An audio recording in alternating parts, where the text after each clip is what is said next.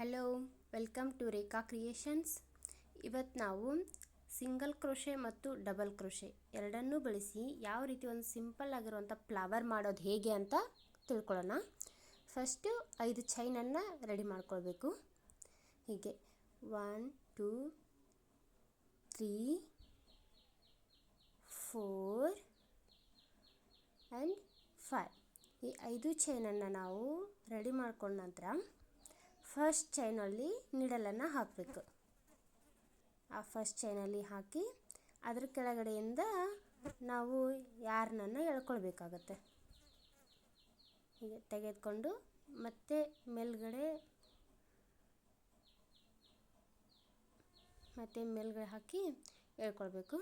ಇವಾಗ ನಡುವೆ ಹೋಲ್ ಇದೆಯಲ್ಲ, ಆ ಹೋಲಲ್ಲಿ ಡಬಲ್ ಕ್ರೋಶನ್ನು ಹಾಕ್ತಾ ಹೋಗಬೇಕು. ಆ ಹೋಲ್ ಎಷ್ಟು ಕಂಪ್ಲೀಟಾಗಿ ಫಿಲ್ ಆಗುವಷ್ಟು ನಾವು ಡಬಲ್ ಕ್ರೋಶನ ಹಾಕಬೇಕು. ಡಬಲ್ ಕ್ರೋಶೆ ಹೇಗೆ ಮಾಡಬೇಕು, ಸಿಂಗಲ್ ಕ್ರೋಶೆ ಹೇಗೆ ಮಾಡಬೇಕು, ಚೈನನ್ನು ಯಾವ ರೀತಿ ಹಾಕಬೇಕು, ತ್ರಿಬಲ್ ಕ್ರೋಶೆ ಹೇಗೆ ಮಾಡಬೇಕು ಎಂಬುದನ್ನು ನಾನು ನನ್ನ ಪ್ರೀವಿಯಸ್ ವಿಡಿಯೋಸಲ್ಲಿ ಮಾಡಿ ಹಾಕಿದ್ದೀನಿ. ನಿಮ್ಗೆ ಯಾವ ರೀತಿ ಮಾಡಬೇಕು ಅನ್ನೋದು ಗೊತ್ತಿರಲಿಲ್ಲ ಅಂದರೆ ಆ ವಿಡಿಯೋಗಳನ್ನು ನೀವು ನೋಡ್ಬೋದು. ಇದೇ ರೀತಿ ಕಂಪ್ಲೀಟ್ ಹೋಲ್ ಫಿಲ್ ಆಗೋವರೆಗೂ ಮಾಡಬೇಕು. ಚೈನ್ ಒಳಗಡೆ ಹಾಕಬಾರ್ದು ಕ್ರೋಶೆನ, ಆ ಹೋಲ್ ಒಳಗಡೆ ಕಂಪ್ಲೀಟಾಗಿ ಹಾಕ್ತಾ ಹೋಗಬೇಕು. ಇದೇ ರೀತಿ ಆ ಹೋಲ್ ಕಂಪ್ಲೀಟಾಗಿ ಹಾಕಬೇಕು. ಆ ರೀತಿಯಾಗಿ ಹಾಕಬೇಕು.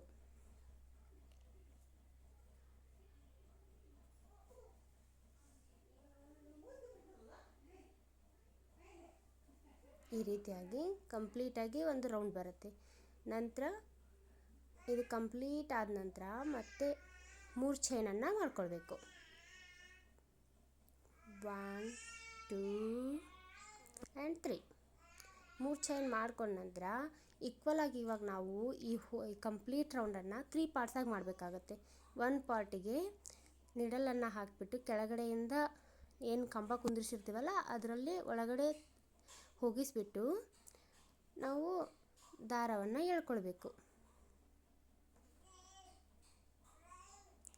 ಈ ರೀತಿ ಆ ದಾರವನ್ನು ತೆಗೆದುಕೊಂಡು ಸಿಂಗಲ್ ಕ್ರೋಶವನ್ನು ಹಾಕ್ಕೊಳ್ಬೇಕಾಗತ್ತೆ ಒಂದು. ಇವಾಗ ಮತ್ತೆ 3 ಚೈನನ್ನು ಹಾಕಬೇಕು. ಈ 3 ಚೈನ್ ಆದಮೇಲೆ ಮತ್ತೆ ಒಂದು ಪಾರ್ಟಲ್ಲಿ ಅದು ಎಲ್ಲಿವರೆಗೂ ಬರುತ್ತೋ ಅಲ್ಲಿವರೆಗೂ ನೋಡಿಕೊಂಡು ಈ ಕಂಪ್ಲೀಟ್ ರೌಂಡಲ್ಲಿ 3 ಪಾರ್ಟ್ ಮಾಡಬೇಕು ನಾವೀಗ. ಇವಾಗ 2 ಪಾರ್ಟ್ ಆಯಿತು. ಇದು ಸಿಂಗಲ್ ಕ್ರೋಶೆಯನ್ನು ಮಾಡಿಕೊಂಡು ನೆಕ್ಸ್ಟ್ ಮತ್ತೆ 3 ಚೈನನ್ನು ಹಾಕಬೇಕು. ಇವಾಗ ಫಸ್ಟ್ ಎಲ್ಲಿಂದ ತೊಗೊಂಡಿರ್ತೀವಲ್ಲ 2 ಹಾಕಿದಾವಲ್ಲ ಅದರ ಒಳಗಡೆಗೆ ಒಂದು ಕಂಬಕ್ಕೆ ಹಾಕ್ಕೊಳ್ಬೇಕು ನಾವು. ಅದು ಎಲ್ಲಿಗೆ ಸ್ಟಾರ್ಟ್ ಆಗಿರುತ್ತೋ ಅದರಿಂದ ಸ್ವಲ್ಪ ಒಳಗಡೆ ಇರುವಂಥ ಒಂದು ಕಂಬಕ್ಕೆ ಹಾಕ್ಕೊಂಡ್ರೆ ಪೆಟಲ್ಸ್ ನೀಟಾಗಿ ಬರ್ತವೆ ಕೆಳಗಡೆಯಿಂದ. ಅದಕ್ಕೆ ಹಾಕಬೇಕು.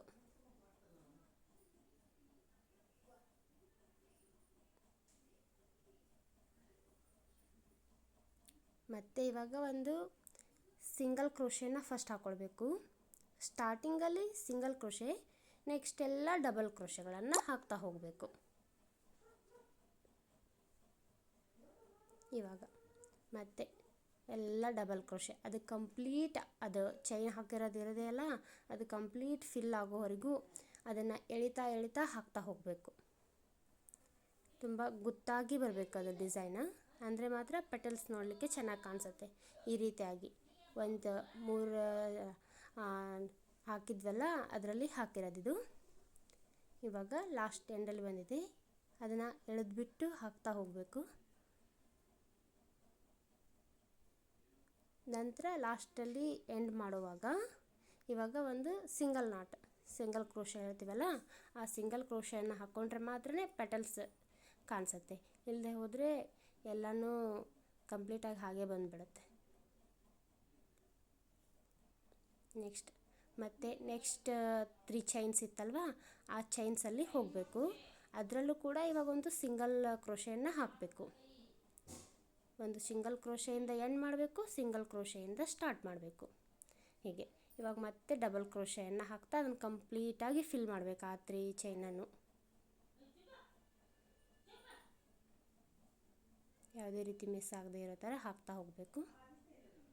ಹೀಗೆ ಕಂಪ್ಲೀಟಾಗಿ ಡಬಲ್ ಕ್ರೋಶೆಯನ್ನು ನಿಮಗೆ ಸಿಂಗಲ್ ಕ್ರೋಶೆ ಚೈನ್ ಮಾಡೋದು ಡಬಲ್ ಕ್ರೋಶೆ ಈಸಿಯಾಗಿ ಕಲ್ತ್ಬಿಟ್ರೆ ಈ ಫ್ಲವರ್ ಮಾಡೋದೇನು ದೊಡ್ಡ ವಿಷಯ ಅಲ್ಲ.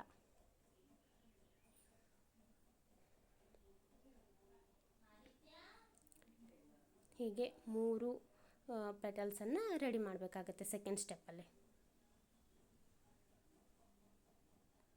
ಇದು ಸೆಕೆಂಡ್ ಪೆಟಲ್ ರೆಡಿ ಮಾಡ್ತಾ ಇದ್ದೀವಿ.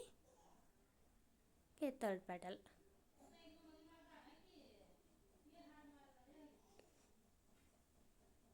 ಈ ರೀತಿ ಎಳೆದ್ರೆ ಇನ್ನೂ ಒಂದೆರಡು ಕಂಬಗಳು ಕೂರ್ತಾವೆ, ಅದಕ್ಕೋಸ್ಕರ ಆ ಥರ ಎಳೆದೆಳೆದು ಗೊತ್ತಾಗಿ ಹಾಕ್ತಾ ಹೋಗಬೇಕು.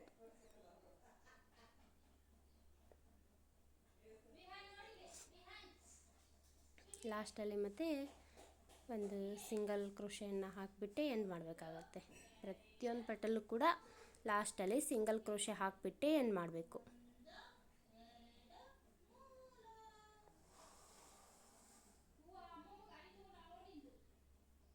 It's a final one.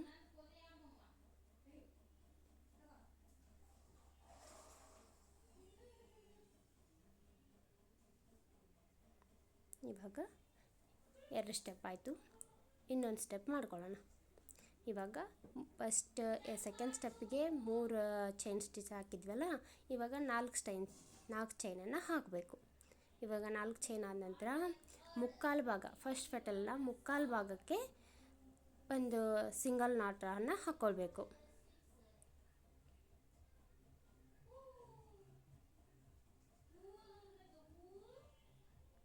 ಇಲ್ಲಿ ಸಿಂಗಲ್ ಕ್ರೋಶೆಯನ್ನು ಹಾಕಿ ಎಳ್ಕೊಳ್ಬೇಕು.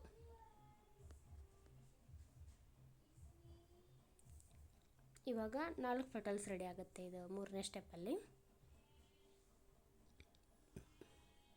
ಈ ರೀತಿ 4ನೇ ಪೆಟಲನ್ನು ಫಸ್ಟ್ ಪೆಟಲ್ ಎಲ್ಲಿಂದ ಸ್ಟಾರ್ಟ್ ಆಗಿರುತ್ತೋ ಅದ್ರ ಒಳಗಡೆಯಿಂದ ಹೋಗಿಬಿಟ್ಟು ಒಂದು ಕಂಬಕ್ಕೆ ಹಾಕಿಬಿಟ್ಟು ಎಳ್ಕೊಳ್ಬೇಕು.